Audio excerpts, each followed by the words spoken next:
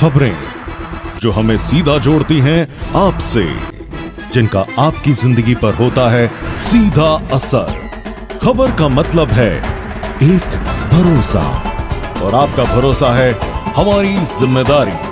ATL TV, भरोसा अलवर का। नमस्कार, ATL टीवी के सभी दर्शकों का स्वागत है। खबरों के साथ मैं हूं अर्चना जैन। बढ़ते हैं आज की हेडलाइंस के साथ।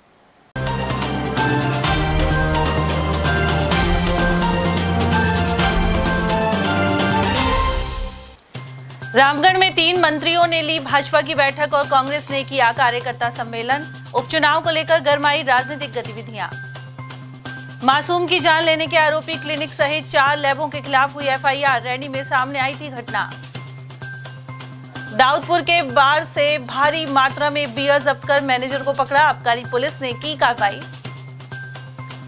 और नकली सोने के बिस्कुट के नाम पर टटलू काटने वाले 2 शातिरों को दबोचा। पुलिस ने तिजारा के 2 आरोपियों को किया गिरफ्तार। और अब खबरों को हम जानेंगे विस्तार से। रामगढ़ में विधानसभा उपचुनाव की तारीख अभी घोषित नहीं हुई है, लेकिन राजनीतिक गतिविधियों ने जोर पकड़ लिया है। शनिवार को केंद्रीय मंत्री भूपेंद्र यादव सहित 3 मंत्री रामगढ़ पहुंचे। वहीं कांग्रेस ने कार्यकर्ता सम्मेलन किया। भाजपा की बैठक में केंद्रीय मंत्री भूपेंद्र यादव, प्रदेश के वन मंत्री संजय शर्मा और सहकारिता मंत्री गौतम दत्त मौजूद रहे। भूपेंद्र यादव ने बैठक में पहुंचने से पहले रामगढ़ गुरुद्वारा में माथा टेका। यहां सिख समाज के लोगों ने उनका भव्य स्वागत किया। इसके बाद भाजपा की बैठक में उन्होंने कहा कि उपचुनाव में पार्टी प्रत्याशी को ज्यादा से ज्यादा वोटों से जिताकर मजबूत बनाए। वे सांसद का चुनाव जीतने के बाद पहली बार रामगढ़ पहुंचे थे और कार्यकर्ताओं को धन्यवाद भी दिया। उन्होंने यह भी कहा कि जल जीवन मिशन योजना में सुधार कर इसे रामगढ़ में फिर से लागू किया जाएगा। साथ ही उन्होंने कई बोरिंग और करीब 45 छोटी बड़ी सड़कों के निर्माण का ऐलान भी किया। वहीं इस मौके पर भाजपा जिला अध्यक्ष अशोक गुप्ता, पिछली बार प्रत्याशी रहे जय आहूजा, पार्टी नेता सुखवंत सिंह, देवेंद्र दत्ता, रमन गुलाटी, नरेश गोयल, पूर्व जिला अध्यक्ष इंद्रजीत सिंह पाठक के अलावा अलवर शहर के पूर्व विधायक बनवारी लाल सिंघल भी पहुंचे। सिंघल भी टिकट के दावेदार हैं। जुबेर खान के निधन के बाद रामगढ़ में उपचुनाव होने हैं। पिछली बार भी भाजपा के दावेदारों की लंबी सूची थी, लेकिन पार्टी ने कई बार विधायक रहे ज्ञानदेव आहूजा के परिजन जय आहूजा को मैदान में उतारा था। इसके बाद टिकट नहीं मिलने से नाराज सुखवंत सिंह ने आजाद समाज पार्टी से चुनाव लड़ा और दूसरे स्थान पर रहे। उनके अलावा टिकट के कई दावेदार अपने समर्थकों के साथ इस बैठक में पहुंचे। बैठक सरकारी अस्पताल के सामने शेखावत मैरिज होम में संपन्न हुई। उधर रामगढ़ के रघुवंश रिजॉर्ट में कांग्रेस ने कार्यकर्ता सम्मेलन किया। इसमें मौजूद पूर्व मंत्री ममता भूपेश ने कहा कि जुबेर खान विकास पुरुष थे और 35 वर्षों तक उन्होंने इस क्षेत्र में मेहनत की। ऐसे में इसका फल उनके परिवार के सदस्यों को मिलना चाहिए। साथ ही नेता प्रतिपक्ष टीकाराम जूली ने मतभेदों को भुलाकर कांग्रेस के पक्ष में मतदान की अपील की। बैठक में जिला अध्यक्ष योगेश मिश्रा, मुंडावर विधायक ललित यादव, फतेहपुर विधायक हाकम अली, जिला प्रभारी जसवंत गुर्जर, प्रकाश गंगावर, जुबेर खान के पुत्र और संभावित प्रत्याशी आर्यन जुबेर के अलावा आदिल जुबेर, PCC सदस्य बलराम यादव, प्रधान नसरू खान और उप प्रधान अतर चंद सैनी आदि मौजूद रहे। जबकि संचालन युवक कांग्रेस के राष्ट्रीय सचिव दीन बंधु शर्मा ने किया। इसके अलावा ब्लॉक कांग्रेस अध्यक्ष पंडित बबली शर्मा, पार्षद प्रतिनिधि अमित भारद्वाज, मीडिया प्रभारी मुकेश मीणा, सरपंच वीर सिंह और जगदीश आदि की मौजूदगी रही।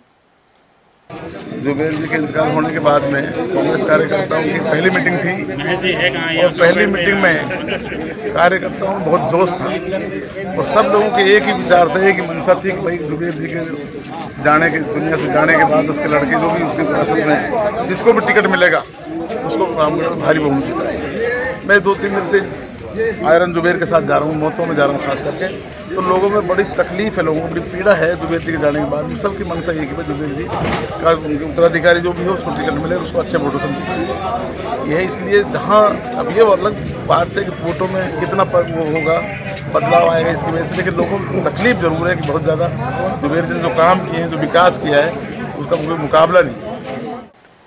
रैनी के नसिया तिराहे पर निजी क्लिनिक में 14 महीने के मासूम की जान लेने वाले निजी क्लिनिक को सीज कर दिया गया है। चिकित्सा विभाग ने यहां दवा और उपकरण भी जब्त कर लिए। वहीं रैनी स्वास्थ्य केंद्र प्रभारी ने अवैध क्लिनिक और 4 लैबों के खिलाफ जालसाजी का मामला दर्ज करवाया है। बीसीएचएमओ डॉक्टर रामस्वरूप मीणा ने बताया कि नसिया चौराहा स्थित निजी क्लिनिक द्वारा 14 माह के बच्चे को इंजेक्शन लगाया गया था, लेकिन कुछ समय बाद ही उसकी जान चली गई। जानकारी मिलने पर दल से घटना की जांच करवाई गई। वहीं परिजनों ने कृष्णा चाइल्ड हॉस्पिटल पर गलत इलाज का आरोप लगाया था। रिपोर्ट के बाद बीसीएमएचओ डॉक्टर आरएस मीणा ने रैणी तहसीलदार के साथ मिलकर निजी क्लिनिक के सामान को सीज कर दिया, साथ ही इसे थाने को सुपुर्द कर दिया गया।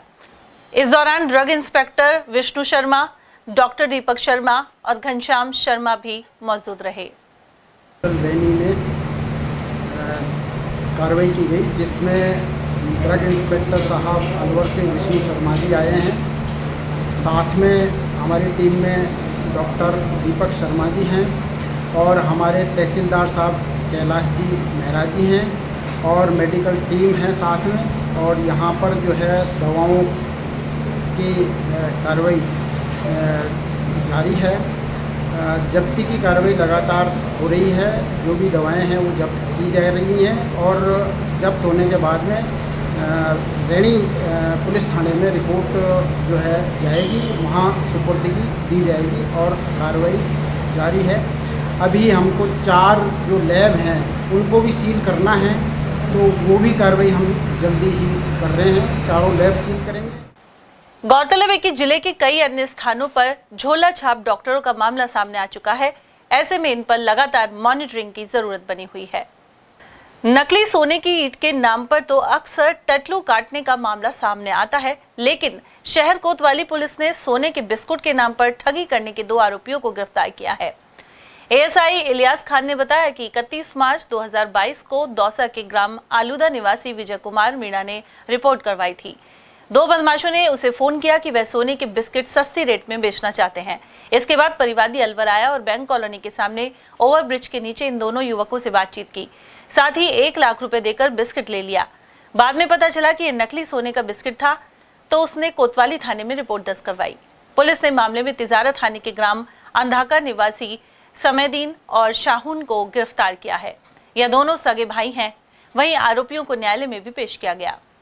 अज्ञात 2 व्यक्तियों ने मुझे सोने के बिस्किट देने का लालच देकर बुलाया और नकली सोने के बिस्कुट देकर मुझसे 1 लाख रुपए की ठगी कर ली।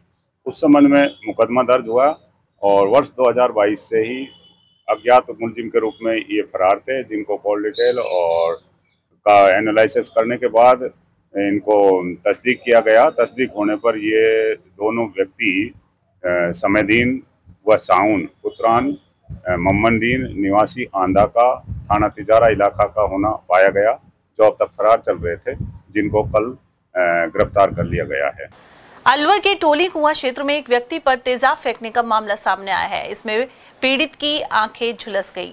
वहीं सामान्य चिकित्सालय में घायल का उपचार करवाया गया।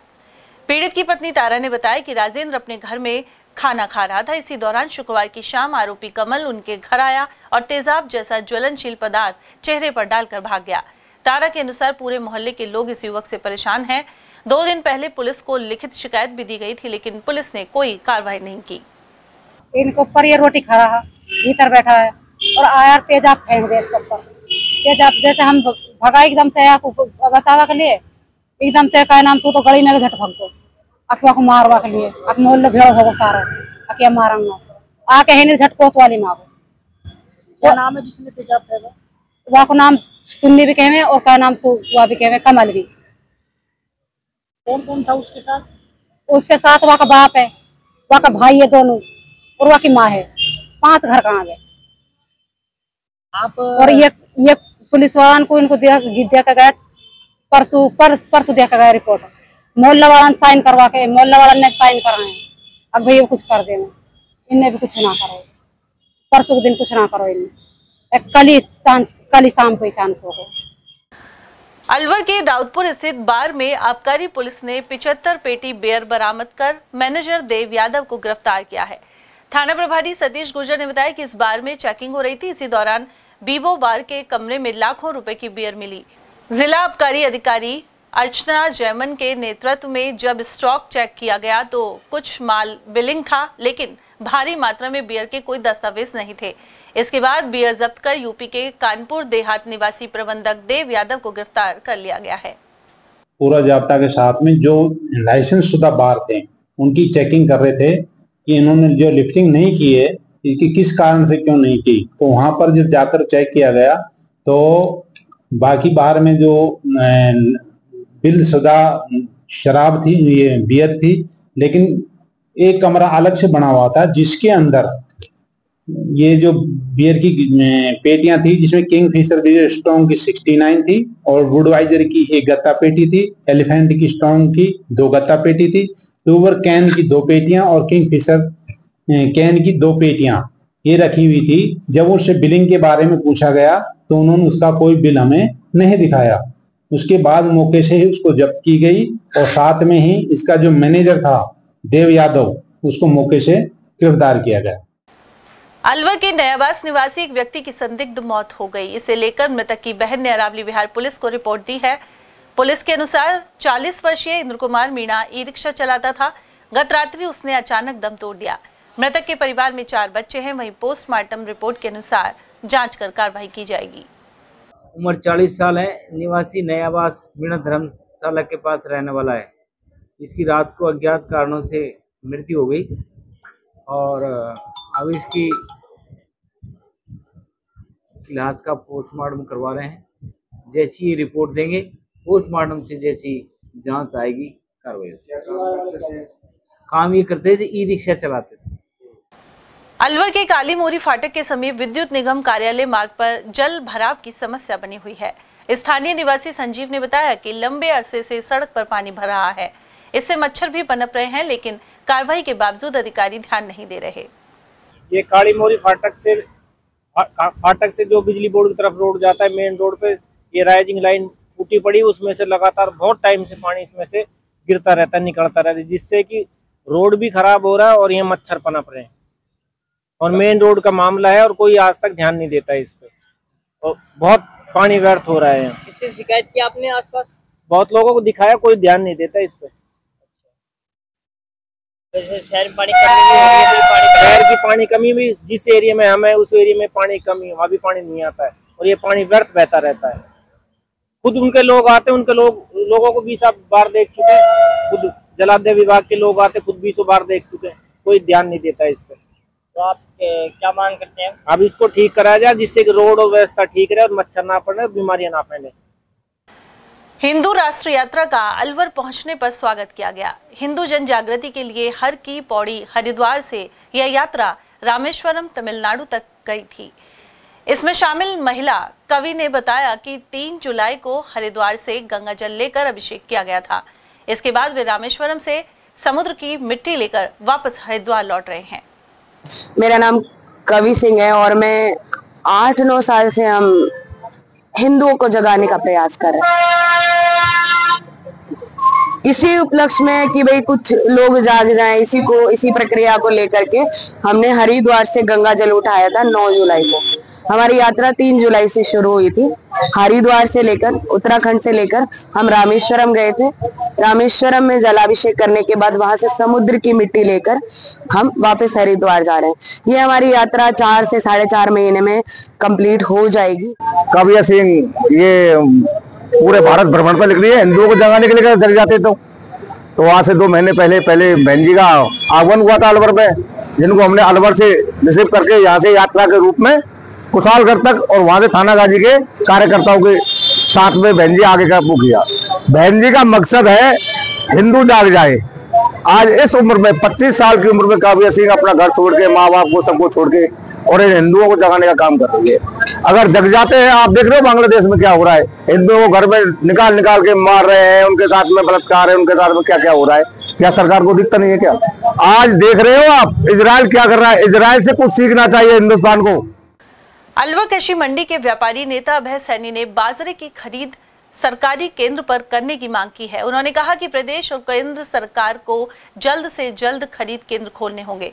फिलहाल किसानों को मजबूरन कम दरों पर बाजरा बेचना पड़ रहा है। सैनी के अनुसार सरकार बाजरे को विशेष स्तर पर मोटे अनाज के रूप में प्रोजेक्ट कर रही है। इसके बावजूद न्यूनतम समर्थन मूल्य पर खरीद नहीं करवाई जा रही। सर्दियों में बाजरे का उपयोग बढ़ जाता है और पंजाब एवं हरियाणा में मुर्गी फार्म के लिए भी इसकी डिमांड बनी हुई है। बाजरा पैदा हुआ है, आवक भी अच्छी है, इसका उपयोग किस तरह कहाँ किया जाता है? बाजरा बेसिक जो है वो पशुओं के काम आता है, और अभी जो बाजरा है वो आता है कैटल फीड में। जितनी भी ये जो खल बनती है उनमें प्रयोग होता है, खास करके मुर्गी दाने में। जो पंजाब के एरिया में मुर्गी फार्म में बड़े, उनमें ये चुज्जों के लिए काम आता है, जो मुर्गा होता है उसको खिलाने का।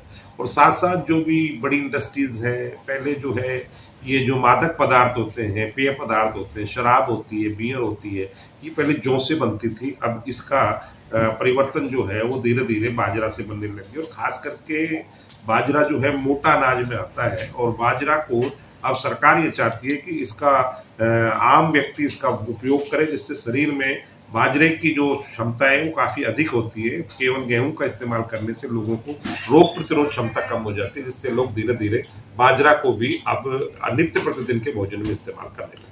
सर, केंद्र सरकार ने इसको विदेश में निर्यात करने के लिए भी एक योजना बनाई है, आपको लगता है कि इससे भी किसान को फायदा होगा? धरातल पर आएगी तब पता लगेगा। देश के प्रधानमंत्री जी ने तो किसानों की आय भी दुगनी करने के लिए कही थी। अब वो कागजों में क्या लिख रहे हैं तो पता नहीं। मिलेट्स के नाम से एक प्रोग्राम हुआ था जिसमें मुझे जाने का अवसर मिला था, जिसमें बाजरे के बिस्कुट, जिसमें बाजरे का दलिया, जिसमें बाजरे के कई आइटम थे, जिनको वहाँ हम लोगों को दिखाए गए, बनाने का तरीका बनाया गया। लेकिन आम जन में उसका उपयोग अभी कहीं नजर नहीं आ रहा है। और बाकी सरकार की योजनाएं, अगर कोई बात आएगी ऐसा कर रही है सरकार तो धन्यवाद के पात्र है, लेकिन अगर मान लीजिए जुमले ही है तो फिर तो सोचना पड़ेगा। मुझे लगता नहीं है कोई काम धरातल पर हो रहा है। सर, किसान प्रतिनिधि कह रहे हैं कि सरकार ने, केंद्र और राज्य सरकार ने बाजरे की सरकारी खरीद शुरू नहीं की है। किसानों को 2600 कुछ की बजाय 2200 2000 में ही अपना बाजरा बेचना पड़ रहा है। ये तो सामने ही है। सरकार अगर खरीद करती तो हमें खरीदती नजर आती तो किसान को लाभ मिलता। सरकार का बिक्री केंद्र खुलता है, प्याज मंडी में लगता है, अभी तो कहीं लगा नहीं है। और सरकार की नीति ठीक नहीं है, किसान को उसका वाजिब भाव मिले। और अगर बाजार में सरकारी खरीद होगी तो बाजार में भी तेजी रहेगी, जो व्यापारी लोग हैं वो भी भाव बढ़ा कर लेंगे।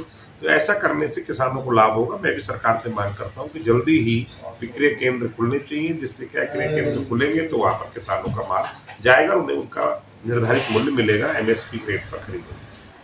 कांग्रेस नेताओं के अनुसार उनकी पार्टी आरक्षण के पक्ष में है, लेकिन भाजपा के नेता राहुल गांधी के बयान को तोड़ मरोड़ कर पेश कर रहे हैं। जबकि लोकसभा में नेता प्रतिपक्ष राहुल गांधी ने कभी आरक्षण का विरोध नहीं किया। प्रदेश महासचिव अशोक सैनी के अनुसार इसके बजाय भाजपा और आरएसएस आरक्षण को समाप्त करना चाहते हैं, जबकि कांग्रेस शासित राज्य सरकारों में आरक्षण के हित में काम होता रहेगा।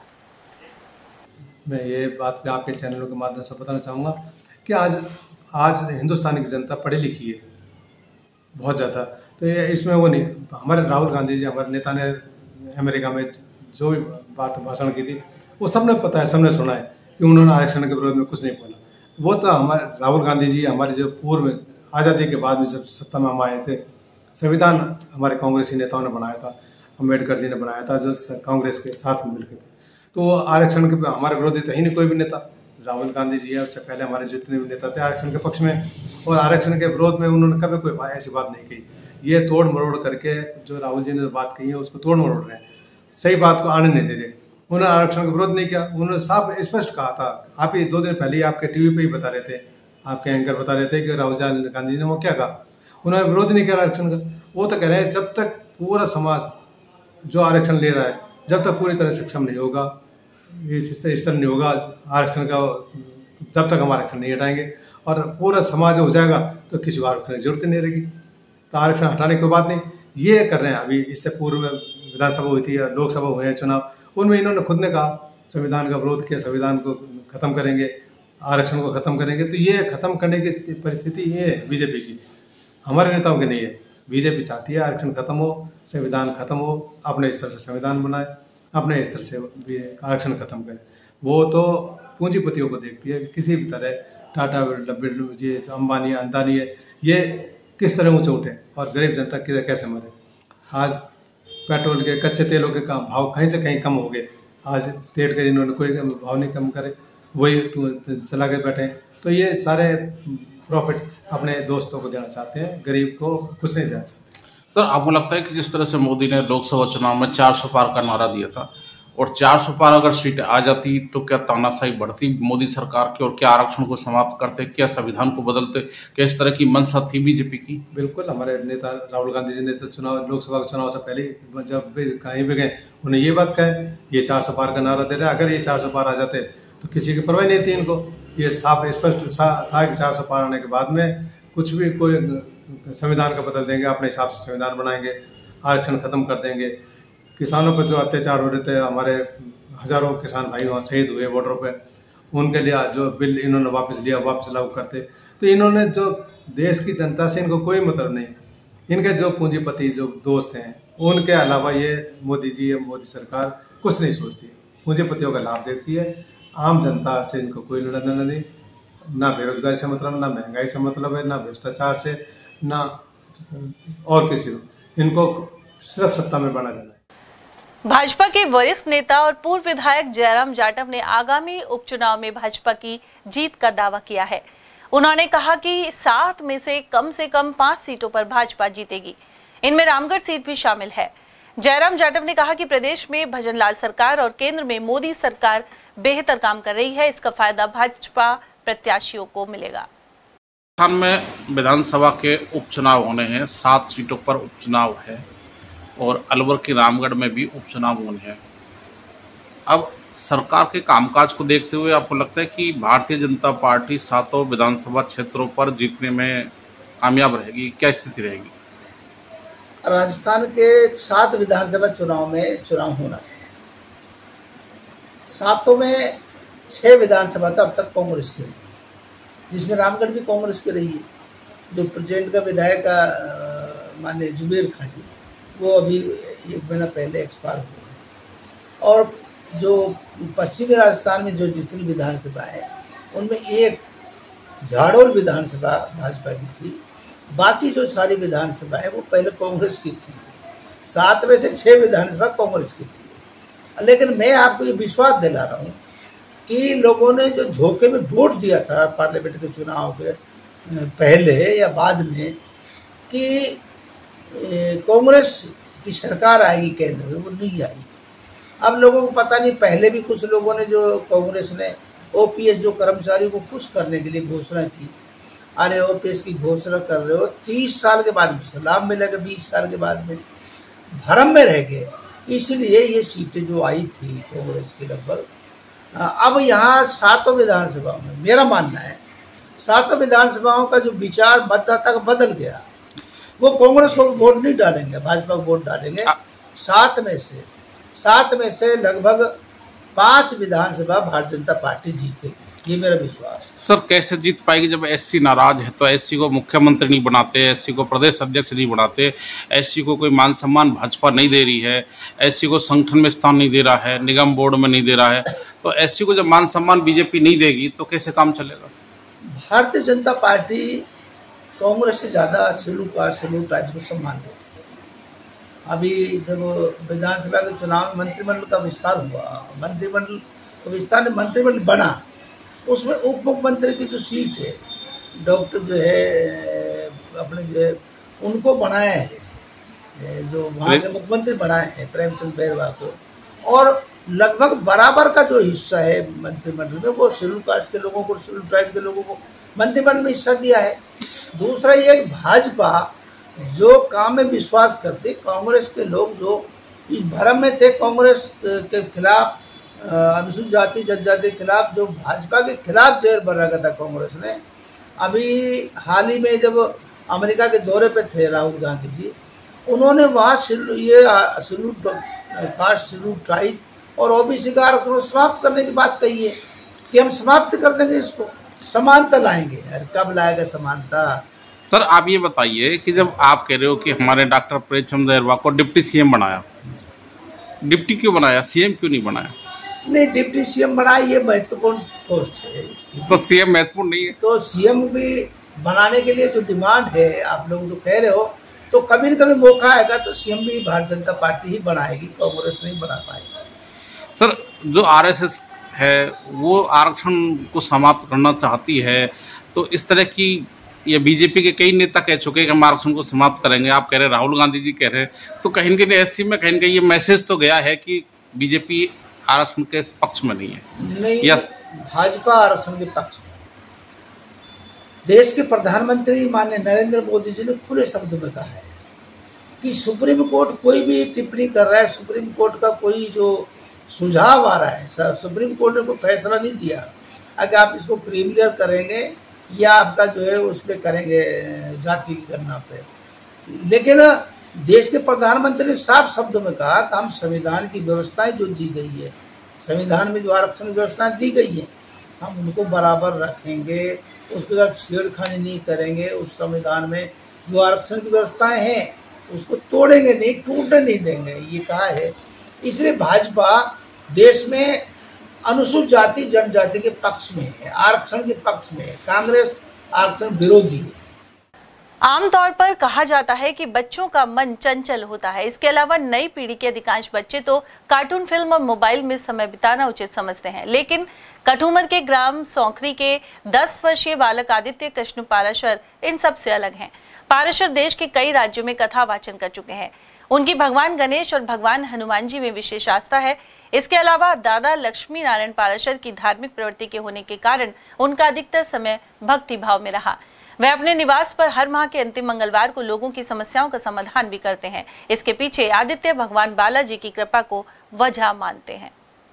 तो बहुत कम उम्र में आपको हनुमान जी की शक्ति प्राप्त हुई है, भगवान हनुमान का आशीर्वाद प्राप्त हुआ, जिसकी वजह से आप इस क्षेत्र में आध्यात्मिक के क्षेत्र में काम कर रहे हैं। क्या कहना चाहिए? देखिए, सब बालाजी की कृपा और हमारे गुरुजी के आशीर्वाद से हो रहा है। उनकी कृपा होगी तो हम और बड़े स्तर पर हो सकते हैं, और उनकी कृपा ना होती तो हम इस स्तर पर नहीं होते। सब बालाजी की और गुरुजी की ही कृपा है। आपने किस तरह से शुरू किया? नहीं, देखिए, हमें तो इतना ज्ञात नहीं है, लेकिन जब हम छोटे से थे तभी से भक्ति भाव में रहने लग गए थे। और जब हम थोड़े बड़े हुए तो हमें जब समझ में आया कि ऐसा भी कुछ है, तभी से हमने बालाजी की पूजा आरंभ की और हम श्रद्धा भाव से उनकी पूजा करने लगे। ईश्वर है मानते हो आप? ईश्वर है जभी तो हम जिंदा हैं, ईश्वर है तभी तो पृथ्वी है, ईश्वर है तभी तो हमारा ये ब्रह्मांड है। ईश्वर नहीं है तो कुछ भी नहीं। अलवर के राजर्षि समाज रंगमंच पर रामलीला का मंचन जारी है। यहाँ शुक्रवार रात पुष्प वाटिका अवलोकन, धनुष यज्ञ और राम विवाह की लीला का मंचन हुआ। वहीं लक्ष्मण परशुराम संवाद को सुनकर दर्शक रोमांचित हो उठे। भगवान परशुराम का अभिनय संभव मुदगल ने किया। मुदगल ने बताया कि वह इससे पहले लक्ष्मण की भूमिका निभा चुके हैं। वहीं पिछले कुछ अरसे से भगवान परशुराम का रोल अदा कर रहे हैं। साथ ही महाराज भर्तृ नाटक में युवराज विक्रमादित्य की भूमिका भी उन्होंने निभाई है।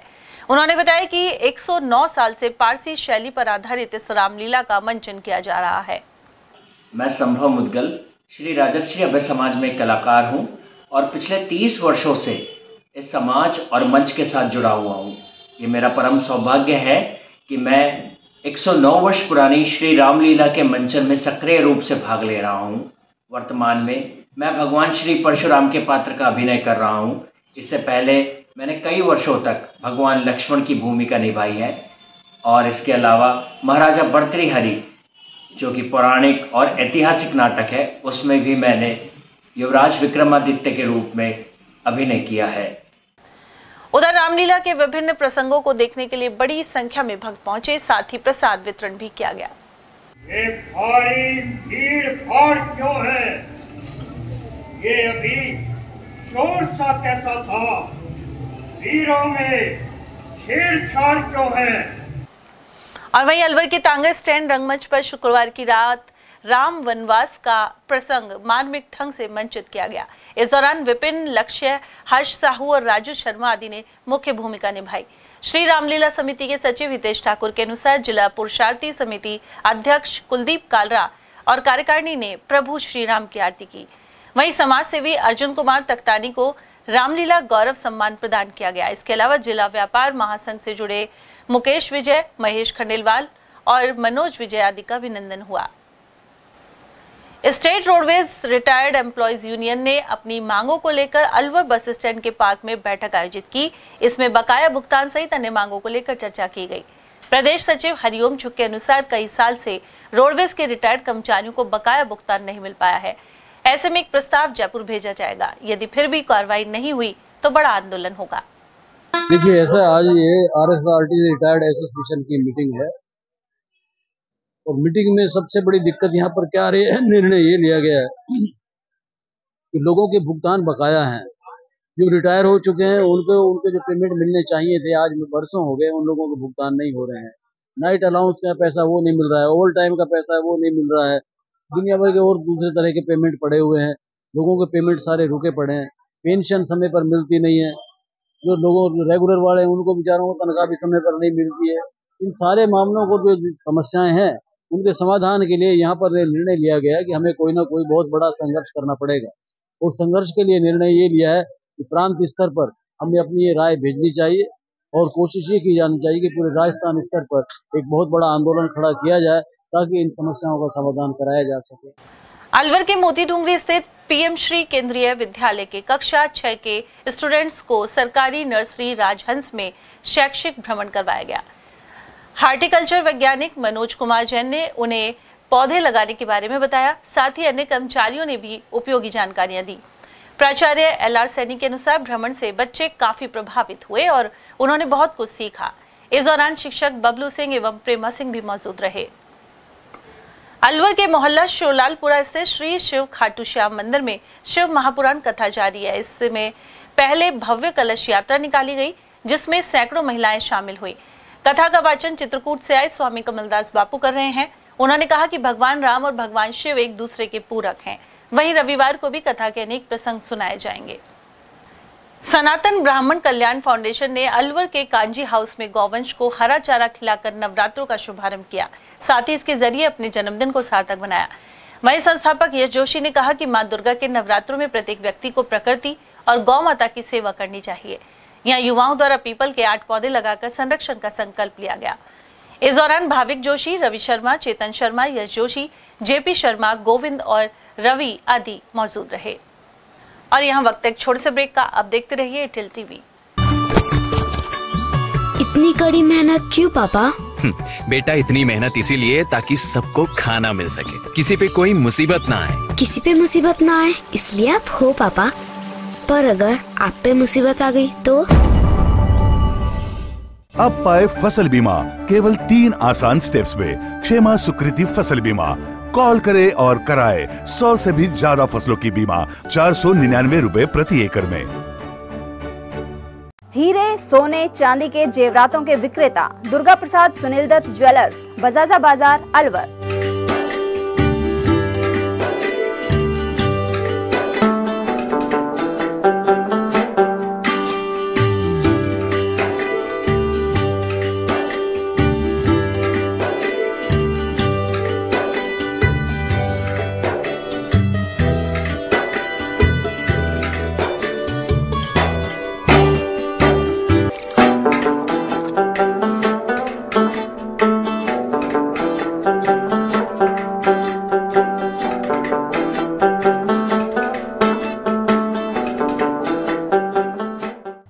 सोने चांदी के जेवरातों के विक्रेता दुर्गा प्रसाद सुनील दत्त ज्वेलर्स, बजाजा बाजार, Alwar. Phone number 0144233853 and 2338663। Furniture का 32 साल पुराना जाना माना नाम राहुल डेकोर। यहाँ आपकी लाडली बिटिया के लिए अथवा अपने घर के लिए सभी प्रकार का सागवान का फर्नीचर उपलब्ध है।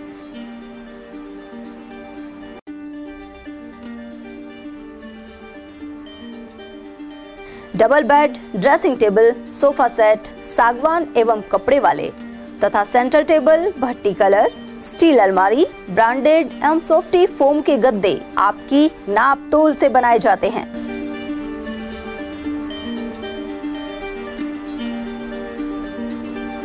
सभी सामान एक ही छत के नीचे उपलब्ध। हमारा पता है अलवर बोर्ड, जसवंत तिराहे से पहले, कटी घाटी, अलवर।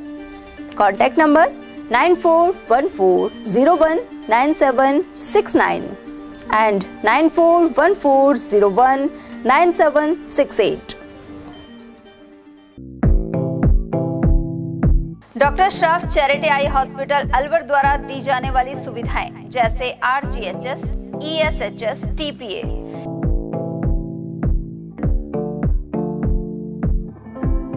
इसके अलावा registration, OPD service, OT ward, store एवं अलवर जिले में first time low vision clinic की सुविधा दी जा रही है।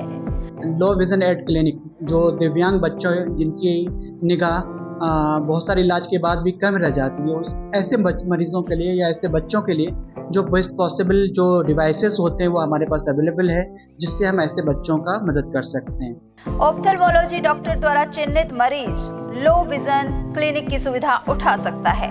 हमारे यहाँ विभिन्न प्रकार की जांचें जैसे OCT, RFNL, VFA, B scan, YAG laser, A scan की सुविधा उपलब्ध है। हमारा पता है doctor Shroff charity eye hospital, Subhash Nagar, NEB road, Alwar, Rajasthan. Contact number 0144 2370 559। Break के बाद आप सभी का स्वागत है। बात करते हैं तिजारा की, जहां विधायक महंत बालक रात रैणी में आयोजित भागवत कथा के उपलक्ष्य में कलश यात्रा में शामिल हुए। उन्होंने इस मौके पर कहा कि सभी वेदों का सार भागवत है, वहीं इसके श्रवण और मनन से जीवन में अभूतपूर्व बदलाव आता है।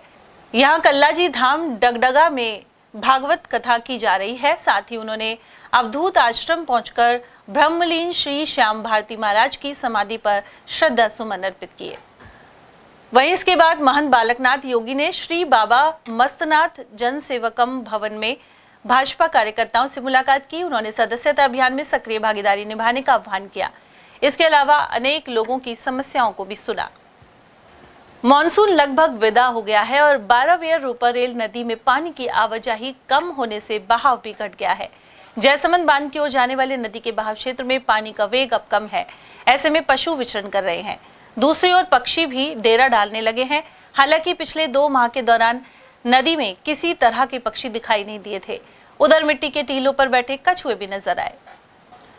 मालाखेड़ा के ग्राम खारेड़ा स्थित श्री राम गौ जीव परमार्थ गौशाला में चिकित्सा शिविर लगाया गया। इस दौरान बीमार गौवंश का उपचार हुआ। वहीं 100 गौवंश को कृमिनाशक दवा पिलाकर गायों को गुड़ भी खिलाया गया। शिविर में डॉक्टर मुरारी लाल, डॉक्टर राजीव कुमार और पशुधन सहायक महेंद्र सिंह नरूका ने भाग लिया। मालाखेड़ा क्षेत्र के जोहड़ का बड़ स्थित हनुमान जी के मंदिर में नवरात्रि के दौरान बड़ी संख्या में श्रद्धालु पहुंच रहे हैं, साथ ही विशेष पूजन कर रहे हैं। वहीं श्रद्धालुओं के सहयोग से हनुमान जी के पुराने मंदिर का कायाकल्प भी किया गया है। यहाँ स्थित विशाल मूर्ति की पूजा अर्चना सुबह शाम नियमित रूप से की जाती है। खास तौर पर मंगलवार को भक्त बड़ी संख्या में पहुंचते हैं। पुजारी मुकेश कुमार शर्मा ने बताया कि सैकड़ों वर्षों से यहाँ अखंड ज्योति प्रज्वलित है। जोहरा का बड़ के नाम से जाना जाता है। पहले यहाँ जौहरी शहर हुआ करता था, क्योंकि तो यहाँ हीरा जवाहरात वो काम हुआ करता था, तो इसलिए अब इसका नाम जोहरा का बड़ है। और ये अखंड जोत बढ़ती रहती है 24 घंटे। नवरात्र के तहत मालाखेड़ा के जोहड़ वाले हनुमान मंदिर पर भव्य सत्संग और जागरण हुआ। वहीं माता के जागरण में निठारी के कलाकारों ने अनेक भजन गाए। श्रद्धालु केदार शर्मा ने बताया कि 9 दिन तक मालाखेड़ा क्षेत्र के मंदिरों में भजन सत्संग एवं जागरण के कार्यक्रम होंगे। उधर आश्विन शुक्ल पक्ष तृतीया को मां भगवती के तीसरे स्वरूप मां चंद्रघंटा की आराधना की गई। अकबरपुर में रामलीला का मंचन जारी है। शुक्रवार रात्रि को भगवान परशुराम संवाद हुआ। वहीं भगवान राम द्वारा धनुष खंडन के बाद भगवान परशुराम की गर्जना ने खूब वाहवाही बटोरी। भगवान परशुराम और लक्ष्मण संवाद के दौरान लोगों ने जमकर तालियां बजाई। साथ ही राम सीता विवाह की लीला भी दिखाई गई। कलाकारों का कहना है कि इस बार आकर्षक झांकियां भी बनाई गई हैं, जिन्हें भगवान राम की बारात के अवसर पर निकाला जाएगा। बड़े हर्ष और उल्लास के साथ सभी ग्रामवासी और सारे जो भी कलाकार हैं वो भी गांव के हैं और बहुत ही उत्साह के साथ इसमें जोर शोर के साथ रामलीला का मंचन करते हैं। और कल लक्ष्मण परशुराम संवाद हुआ था, बहुत ही आकर्षक रहा और अच्छा। और आज भगवान राम की बारात आएगी, जो कि परंपरागत तरीके से पिछले कई वर्षों से बहुत धूमधाम के साथ आज विशेष आकर्षण रहेगा। सरिस्का की वादियों में स्थित पांडुपौल हनुमान जी के स्थान पर शनिवार को श्रद्धालुओं का तांता रहा। वहीं कई दिनों बाद सिलीबेरी पांडुपौल गेट खोल दिया गया है। ऐसे में इस गेट से होते हुए भक्त यहां दर्शन करने पहुंचे। करीब 2 माह से नदी नालों में तेज बहाव की वजह से सिलीबेरी गेट बंद था। श्रद्धालु गोविंद जोशी ने बताया कि गेट खुलने से लोगों को राहत मिली है, लेकिन जर्जर रास्तों को दुरुस्त करने की जरूरत बनी हुई है। खुशालगढ़ तिराहा स्थित चिमटीनाथ महाराज के आश्रम पर शनिवार को सौदान घागल की अध्यक्षता में किसान यूनियन टिकैत की बैठक हुई। इसमें वन अधिकार अधिनियम को लेकर चर्चा की गई। साथ ही खुशालगढ़ तिराहे से थैंक यू बोर्ड तक रात में वाहनों की रोकथाम बंद करने की मांग उठाई गई। बैठक में निर्णय लिया गया कि 9 नवंबर को भर्तरी धाम में बैठक कर आंदोलन की रूपरेखा तैयार की जाएगी। इस दौरान बद्री फागना, अनूप दायमा, सूसाराम, मूलाराम, गोकुल, दयाराम, घनश्याम, पेमाराम और जय किशन आदि मौजूद रहे। श्री श्री गजार 8 पांडुपोल हनुमान जी महाराज, जो कि महाभारत कालीन प्राचीन मूर्ति पांडुपोल के स्थित है, जो कि काफ़ी लंबे समय के बाद आज सिलीबेरी गेट का रास्ता है वो खोल दिया गया है। भक्तों के लिए खुशी की बात है और हम सभी के लिए खुशी की बात है। और अभी रास्ता पूरी तरह ठीक नहीं है, काफ़ी जगह खड्डे हुए पड़े। तो वन विभाग से भी हमारी अपील है कि आप जल्द से जल्द इस रास्ते को पूरी तरह सही करवाएं। और ये जो रास्ता था वो बारिश के कारण ख़राब चल रहा था 3 महीने से रास्ता बंद था, लेकिन आज इस रास्ते को पुनः चालू कर दिया गया है। अलवर शहर में पुलिस कंट्रोल रूम के समीप मां भगवती समिति ने विशाल जागरण आयोजित किया। कार्यक्रम संयोजक के अनुसार इस बार 29वां जागरण आयोजित किया जा रहा है। वहीं हर नवरात्रि में यह क्रम जारी रहता है। इस दौरान बड़ी संख्या में श्रद्धालु पहुंचे और माता के दर्शन किए। वहीं कलाकारों ने अपनी भावपूर्ण प्रस्तुतियां दी। सुबह 5 बजे तक हुए जागरण के बाद प्रसाद वितरण किया गया। और अब बात करते हैं खैरतल की, जहां शारदीय नवरात्रों के दौरान अनेक स्थानों पर माता के भंडारे और अन्य आयोजन जारी हैं। लिंक रोड स्थित खंडेलवाल नर्सिंग होम के पास बाजार में शनिवार को व्यापारियों ने भंडारा किया। श्रद्धालु महेश गर्ग ने बताया कि मां दुर्गा की सामूहिक आरती के बाद भोग लगाकर कन्या भोज करवाया गया। इसके बाद हुए भंडारे में बड़ी संख्या में श्रद्धालुओं ने प्रसाद पाया। व्यवस्था में पद्म डाटा, सुनील अग्रवाल, मनोज शर्मा, भारत खंडेलवाल, प्यारेलाल सैनी और महेंद्र जैन आदि ने सहयोग किया। उधर आदर्श मार्केट में सोमवार को और तिरंगा मार्केट में मंगलवार को भंडारे का आयोजन किया जाएगा। इसके अलावा विजय इंडस्ट्रीज के पास नासराबाद रोड पर भी यह आयोजन होगा। भाजपा का सदस्य अभियान जारी है और तिजारा विधानसभा में युवा मोर्चा ने अनेक युवाओं को पार्टी की सदस्यता ग्रहण करवाई। इस दौरान प्रदेश अध्यक्ष अंकित चेची और जिला अध्यक्ष अभय विधुड़ी के निर्देश पर तिजारा मंडल के कई कॉलेज और कोचिंग संस्थानों में युवाओं को मोबाइल से मिस्ड कॉल दिलवाई गई। मंडल अध्यक्ष कंवर सिंह चौधरी ने बताया कि इस दौरान जिला प्रभारी नीरज वशिष्ठ भी मौजूद रहे।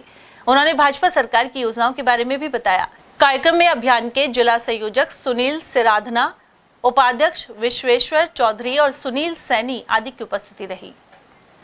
टपुकड़ा पुलिस द्वारा एक अभियान के तहत राजकीय गर्ल्स सीनियर स्कूल में छात्राओं को जागरूक बनाया गया। इस दौरान थाना प्रभारी भगवान साय शर्मा ने कहा कि यौन उत्पीड़न या लैंगिक शोषण की स्थिति में वह निर्भीक होकर बताएं। घर में मां और विद्यालय में शिक्षक को परेशानी बताने में जरा भी संकोच न करें। उन्होंने पोक्सो एक्ट और हेल्पलाइन की जानकारी भी दी, जबकि संस्था प्रधान नीलम यादव ने अतिथियों का सम्मान किया। केंद्रीय मंत्री और अलवर सांसद भूपेंद्र यादव शनिवार को मिनी सचिवालय पहुंचे और अधिकारियों की बैठक ली। उन्होंने कहा कि पानी की किल्लत दूर करने के साथ ही सड़कें भी बनाई जा रही हैं। इसके अलावा अन्य समस्याओं का भी पूरा ध्यान रखा जाएगा। उधर रामगढ़ उपचुनाव को लेकर केंद्रीय मंत्री यादव का कहना था कि हाईकमान ही टिकट तय करेगा। वहीं इस उपचुनाव में भाजपा की जीत निश्चित है। उन्होंने कई अन्य मुद्दों पर भी अपने विचार रखे।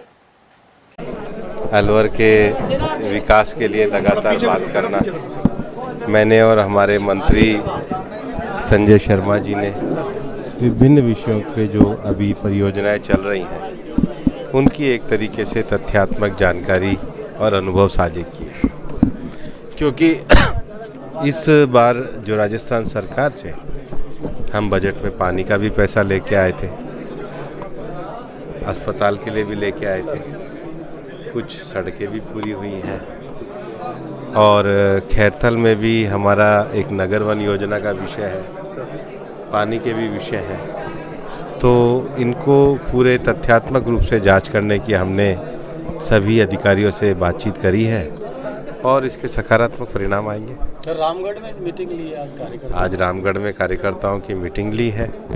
मैं जब चुनाव में गया था तो बगड़ राजपूत गांव में मैंने कहा था कि ये जो कचरे का संयंत्र है इसको पुनः शुरू कराएंगे। उसमें जो दिक्कतें आ रही थी फंडिंग को लेकर के उसको हमने दूर किया। आज उसको पुनः शुरू कराया, उसकी जाकर के पूरी जांच भी करी है।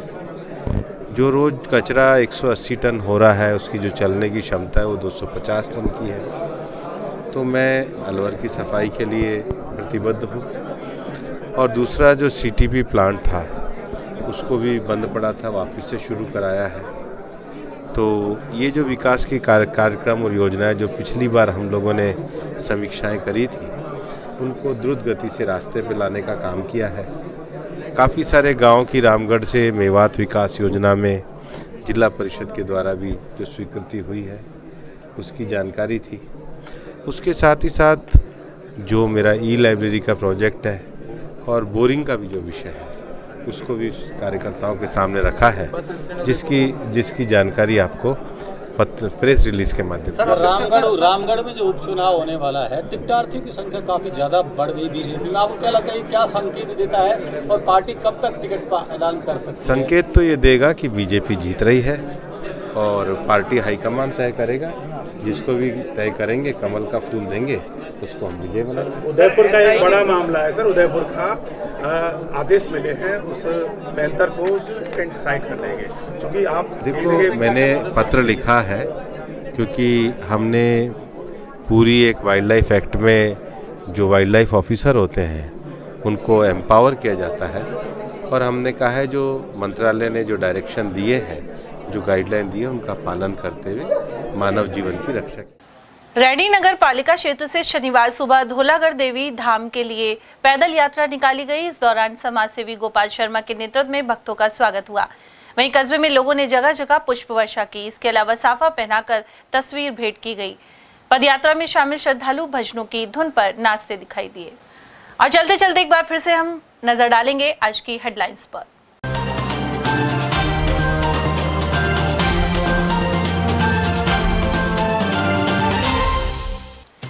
रामगढ़ में 3 मंत्रियों ने ली भाजपा की बैठक और कांग्रेस ने किया कार्यकर्ता सम्मेलन।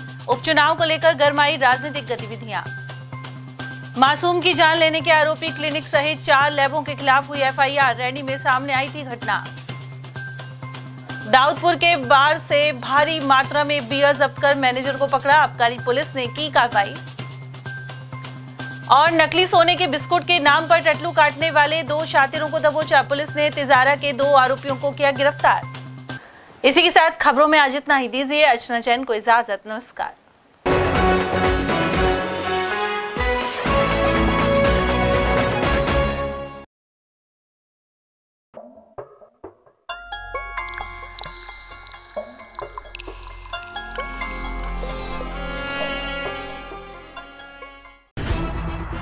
खबरें जो हमें सीधा जोड़ती हैं आपसे, जिनका आपकी जिंदगी पर होता है सीधा असर। खबर का मतलब है एक भरोसा, और आपका भरोसा है हमारी जिम्मेदारी। ATL TV, भरोसा अलवर का।